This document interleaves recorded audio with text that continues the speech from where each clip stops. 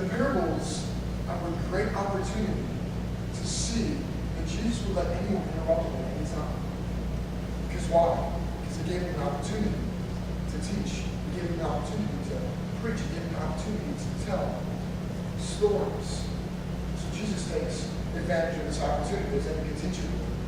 Verse 3. Then he told them many things in parables, saying. So we already know what a parable is. A parable is a story. Again, it's a story that reveals truth to some, but then it also conceals truth to others. We'll get that in a second. He says a farmer went out to sow his seed. Now real quick, I skipped over this, but let me just one last piece of context.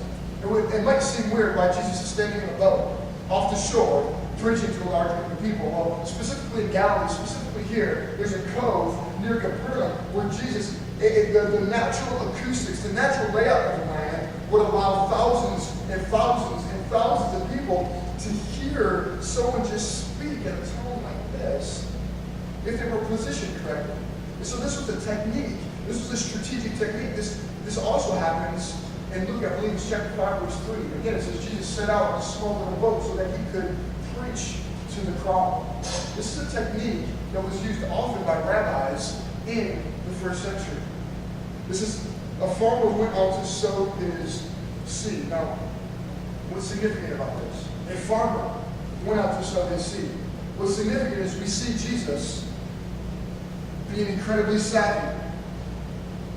Like Paul, when Paul is speaking to specific groups of people as he's planting churches around the world, and he contextualizes the message for the specific people who are listening, Jesus does the same here. He knows he's in Galilee. He knows that his audience, he knows that the crowd who is about to hear this story are rural Galilean hearers. They're rural. They understand agriculture. They understand farming. And so Jesus, being savvy and being a good teacher, goes ahead and strategically and intentionally and purposefully tells them a story that they, in its context at least, would understand. An incredible teacher. Now, here's what we need to understand what rabbis did. All rabbis told stories. This isn't unique to Jesus' ministry. All rabbis in the first century used parables because this is still largely an oral culture. This is still largely an oral tradition. And so they used stories. Now, here's the deal. The rabbis who told the best stories, this is interesting.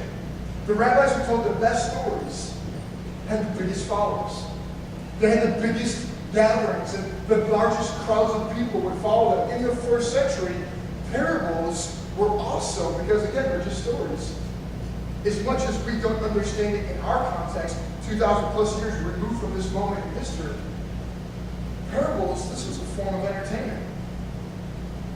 It was a form of entertainment. As the people were gathering to, on one hand, some of them, and we'll get this again a little bit later, they were there to be entertained, some of them. Because what do we know? Just like any good joke, for instance, is told, or let's just by any good story, may it be by like a troll that gets kidnapped or something like that. Any good story, the audience, I'm laughing back. You sound like a troll. I just say you look like one. Other people would say that, but you sound like one. A good story, we know a good story, so to speak, grows legs. We know that a good story, the audience grows. It grows larger than the original audience, and it grows wider than the original audience. And so the parables that Jesus speaks, the stories that Jesus tells and shares, people who were there would then in turn take the story and they would retell the story, and then they would retell the story, and then they would retell the story, and they would retell the story. Essentially, Jesus' one story in this moment can be retold hundreds and hundreds and hundreds and hundreds of times, which is really significant to understand. It's really significant to understand. That's why, after all the commotion settles, after Jesus is crucified. And after Jesus raises, the resurrection takes place, and after the ascension takes place, and after the Pentecost, which is the beginning of the New Testament church, this is why at Pentecost, it says in Acts chapter 2, remember, those of you who were last Sunday, remember that thousands were added to their number daily. Remember the scripture say that? One of the reasons a lot of biblical scholars believe that thousands continuously were added to their number daily is because it's the same audience, it's the same masses who had been hearing and listening to Jesus' parables. And they weren't yet ready. They didn't fully understand, as we're about to find out. Because again, Jesus revealed the truth to some and concealed the truth to others. And just because the truth was concealed at first glance, post-resurrection, the disciples who were there, who understood it, who got it, as they began to preach the gospel, realized that the parables were always about the gospel. They were always about the kingdom. And so at any point, if you hear anybody talk about the Gospels in some form of just platitude, or just some form of just principles, it's doing a disservice to the parables. Because they're so much deeper, and they're so much bigger, and they're so much more dense. Because they always talk about the kingdom. And the reality is, if I walked up to you and I said, explain the kingdom of God to me, specifically in Matthew and Mark, it's called the kingdom of heaven. Both kingdom of heaven, kingdom of God, same thing. Luke calls it the kingdom of God. If I walked up to you and said, explain for me the kingdom of heaven, explain for me the kingdom of God, I would assume the vast majority of you would freak out. Or 95+% of you would characterize it as this thing we call modern day America heaven. This place that's yet to be, and this time that's yet to come. And if you would answer that way, you would be partially correct. Partially correct. But the other part is where we get life-giving reality from the parables. Let's continue. So a farmer went out to sow his seed. Sowing just literally means he's just spreading seed. Now there's lots of different techniques that you can use to sow some seed. Specifically in the New Testament, specifically in first century Palestine here, there was one of two prominent ways that farmers would sow seed.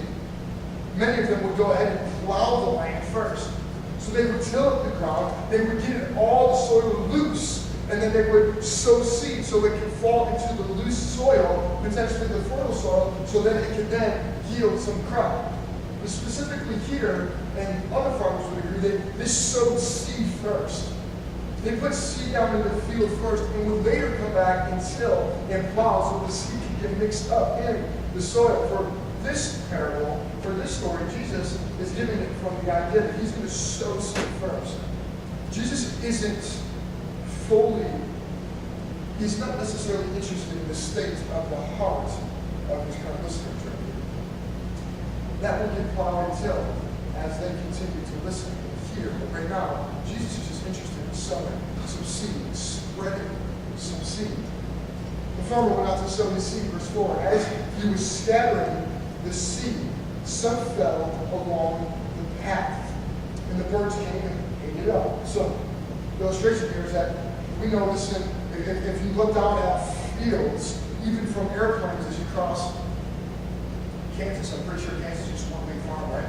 And so as you cross, people drove west from here to Colorado, yes, Kansas sucks. I think Kansas and all of Texas, because New Yorkers don't like Texas, I'm pretty sure it's the first thing you see is and so as you look down at farms, you see like the paths. You might see paths that go through farms, and this is right here where the tractors drive, or these were literally called footpaths around the field. So the picture that we get here is as the farmer was sowing some seed, spreading seed for this crop to yield, some fell on this path. Now the path is hard. And so since the path is hard, the seed will sit up, and it will be exposed to the elements, specifically here, birds. And the birds came and ate it up. Verse 5, some, talking about seed, some fell on rocky places where it did not have much soil. It sprang up quickly because the soil was shallow.